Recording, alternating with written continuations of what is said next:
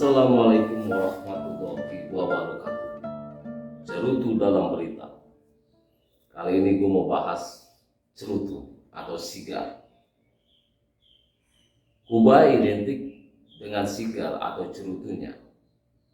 Sejarah mencatat, tembakau sudah dikenal di Kuba sejak ratusan tahun yang lalu, sejak pemerintahan Raja Filipe II pada tahun 1527 sampai 1598. Mulanya tembakau masuk ke Eropa tidak lepas dari perjalanan Christopher Columbus. Pada saat itu, Columbus melihat suku Taino menghisap daun tembakau dengan cara menggulung. Kata cerutu berasal dari kata bahasa Tamil surutu yang artinya menggulung. Salah satu sumber acuan nama sigar. Di saat ditemukannya sebuah guci di abad 10 di Guatemala, dalam guci tersebut, dinding guci ada gambar suku Maya sedang meminum dengan menggunakan daun tembakau yang diikat tali bambu atau tali kayu. Bagi suku Maya, cara seperti itu disebut sigar, kemudian dianggap menjadi kata sigar. Ada juga orang menyebutnya puro. Puro adalah sigar domestik yang tidak dipasarkan di negara manapun, hanya di negara tersebut di pembuat sigar tersebut. Kalau di Indonesia, orang-orang dulu menyebutnya silong, lisong. Nggak tahu kata lisong itu dari kata apa. Mungkin lisong itu sebutan sisi jelolong. Bercanda. 1865, di saat kepemimpinan Nicolas Acarte, pemimpin gerakan revolusioner di Kuba. Kuba adalah yang memproduksi sigar secara masif atau besar.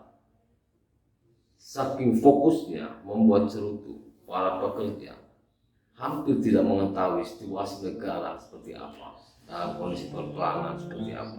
Dan uniknya, tugas mandor hanya membacakan surat kabar lokal yang memberitakan situasi politik negara pada saat itu dengan menggunakan pengeras suara. Sampai sempat diusulkan ke UNESCO. Cara tersebut atau intangible cultural heritage, kebiasaan yang berlangsung sejak lama, dan itu ingin dipertahankan sebagai sejarah atau perjalanan bangsa yang tidak boleh dihapus. Ada banyak merek cerutu terkenal dari Kuba seperti Monte Cristo, Romeo and Juliet, Alcoiba, Portages, Bolivia, dan banyak lagi.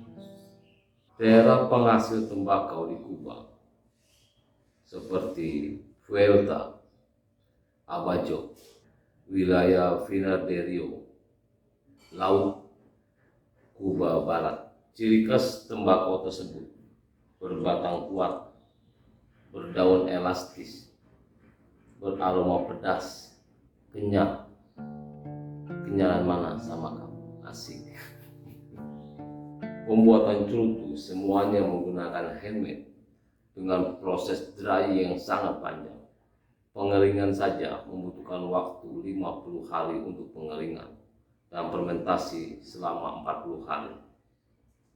Baru bisa dibuat menjadi sebuah cerutu yang bisa dinikmati. Proses tersebut gunanya agar menghasilkan cerutu yang berkualitas dengan pematangan yang sempurna. Untuk mengelem daun cerutu yang digulung dengan menggunakan madu sebagai perekat di daun tersebut hingga menjadi sebuah perundungan seperti ini. Siapa yang tidak kenal Fidel Castro, seorang revolusioner Kuba? Bagi Fidel Castro, lelaki yang berjasa di dunia ini adalah ayahnya, Angel Castro, seorang imigran berasal dari Galicia, barat Spanyol. saat merayakan ulang tahun kedewasaannya di saat umur 15. Ayah Fidel Castro memberikan Fidel Castro sekotak cerutu atau puro untuk dihisap sebagai penanda kedewasaan lelaki di Kuba. Kalau di Indonesia umur 15 dikasih apa kira-kira? Cerutu favorit Castro adalah Coiba. Dalam bukunya Maila, Castro menulis, di saat cerutu pertama menghisap cerutu, ibarat seorang lelaki muda yang bingung saat akan bercinta.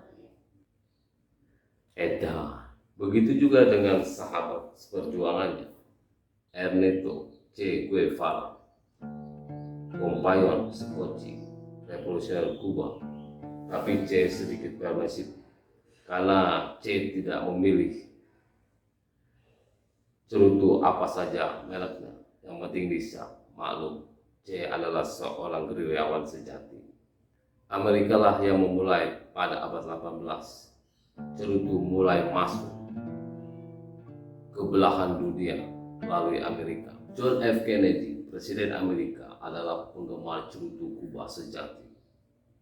Cerutu yang digemari John F. Kennedy adalah Petite Upmann. Dengan sikap hasrat gemar cerutu Kuba dan sikap politik terhadap negara Kuba dianggap cukup lihai, penuh triki, dan politikus kelas wahid.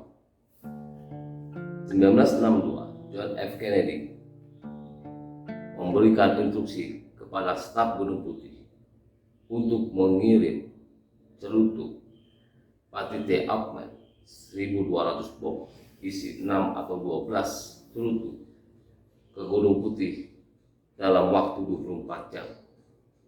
Setelah cerutu sampai di Gunung Putih, pagi harinya John F. Kennedy menandatangani embargo perdagangan negara Kuba. Sungguh seorang politikus kelas wahid.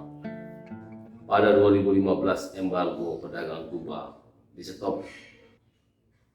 Bill Clinton adalah penggemar cerutu dari Kuba, sama seperti John F. Kennedy, bukan dari Jonggol. Kalau dari Jonggol bukan cerutu, cemumun. Cerutu menjadi kegemaran bagi kalangan kelas atas seperti olahragawan, politikus, selebritis, bahkan mafia. Dalam film Godfather, seorang tokoh mafia memegang cerutu dari awal film sampai akhir di tangannya. Kita sebut saja Meyer Lenki dan Al Capone. Bagi kalangan mafia, cerutu adalah hobi, gaya hidup, menghilangkan stres, tempat menghilangkan stres, simbol kepercayaan diri dan kesuksesan, kekuasaan, angker, bukan anak kereta. Angker maksudnya adalah angkuh atau gahak, sosok manusia yang ditakuti. Konon pada pemerintahan Presiden Batista, Havana adalah tempat destinasi liburan bagi para bos-bos mafia besar karena cerutunya. Kedekatan bos-bos mafia dengan cerutu terungkap di saat Al Capone tertangkap sedang memegang cerutu dan menghisap cerutu dengan santainya. Lalu dia, Al Capone, berkata, "Selamat tinggal kebebasan." Di Indonesia pun penghasil cerutu terbaik tidak kalah dengan negara Kuba. Bahkan saking ada kesamaan elastis daunnya, perusahaan cerutu Kuba memesan tembakau dari Indonesia. Bapak Abdul Kahal Muzakir, seorang ahli tembakau dari Indonesia, Jember, Indonesia, yang mengembangkan sendiri tembakau Havana di kota Jember. Ada ide cerita Pak Abdul Kahal Muzakir, di saat pagi hari beliau cerutu, bercutu ria sambil berpikir, nama apa yang tepat untuk perusahaan cerutunya. Dan saat dia asik di depan rumah bercerutu, ada segerombolan anak-anak kecil sambil melihat beliau bercerutu. Lalu anak tersebut berkata, "Mak enggak bos," katanya. "Mak enggak bos" kalau arti dalam kata Madura seperti bos. Dari situlah Pak Abdul Kahar memberi nama pabrik cerutunya dengan nama Bos Imed Nusantara, dengan memproduksi Robusto cerutu, merek cerutunya. Ada juga merek cerutu lain dari Indonesia seperti merek Sultan Maestro dan Wismillah Premium. Dari itu bisa bersaing di pasaran dunia. Cerutu hasil produk bangsa Indonesia, tidak kalah dengan produk Kuba. Sebelum saya mengakhiri cerita kisah cerutu, ada cerita unik di balik tokoh bangsa, Bapak Soeharto. Pak Harto adalah termasuk yang penggemar cerutu sejati. Tidak terekspor di saat dia memimpin negara ini menghisap cerutu. Pak Harto menghisap cerutu di saat sela-sela dia tidak sedang mengurusi negara, di sela santai dan perjalanannya. Pak Suryadi pernah menjadi ajudan Pak Harto di tahun 1981 yang saat itu berpangkat Letkol. Hari pertama Pak Suryadi menjadi ajudan Pak Harto dalam satu mobil, duduk di depan di samping supir. Pada malam hari menjelang pulang ke rumah Cendana di sepanjang jalan Jutmutia, Pak Suryadi gugup dan berkata kepada Pak Harto, "Mohon maaf Pak, jika laporan saya agak berbeda dengan sebelumnya," maksudnya dengan laporan ajudan sebelumnya. Lalu Pak Harto hanya diam, dan Pak Suryadi berkata lagi, "Apa ada yang bisa dikoreksi Pak?" Pak Harto diam, dan saya contohkan cara Pak Harto bercerutu. Aduh, korek yang nggak ada, sambil membakar cerutu.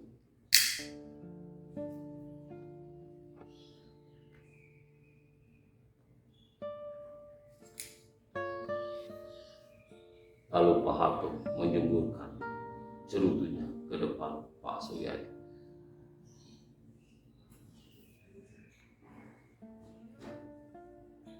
Lalu Pak Harto berkata, dan Pak Suryadi tidak berani menoleh.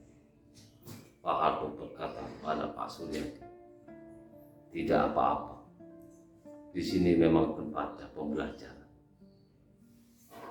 Kata-katanya simpel, tapi cukup mengandung arti. Demikian kisah perjalanan cerutu bagi penikmat cerutu. Salam cerutu, salam kebebasan. Assalamualaikum warahmatullahi wabarakatuh.